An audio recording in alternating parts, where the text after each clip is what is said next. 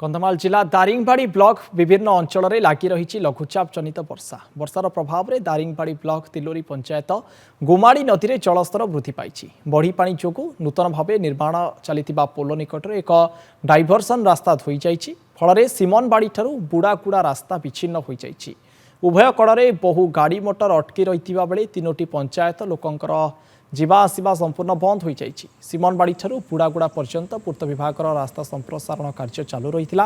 है वर्षा पूर्व यह रास्ता कार्य सरी कथा किंतु तिलोरीर गुमाड़ी नदी उपरे निर्माणाधीन पोल कार्य सरी पारुना फल स्थानीय लोकंकु नाही नथिबा असुविधार सम्मुखीन होगाकू पड़ुछि वर्षा दिन आरंभ एभली अवस्था तेबे आगकू कौन हेबो बोली चिंतारे रहिसंती स्थानीय बासिंदा एने अतिशीघ्र काम सारिबाकू दाबी होइछि।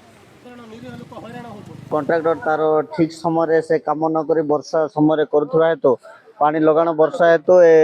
धोई हो गला एमते आमर तीन गोटी पंचायत लोक मैंने बहुत असुविधार सम्मुखीन अच्छा जेहेतु आपण मैंने देखुंत ये गाड़ी यातायात आ लोक चली जावाई असुविधा होची तो सेपट जब आंबुलांस जदि आईला इमरजेंसी सेवा आसला आवाई यातायात बाधा ही हम आउ कि तार सुविधा ही ना ये यथाशीघ्र हम पाइप बसैकी जदिपि रास्ता क्लीयर करते लोक मैंने जीवा आसवा सुविधा होता।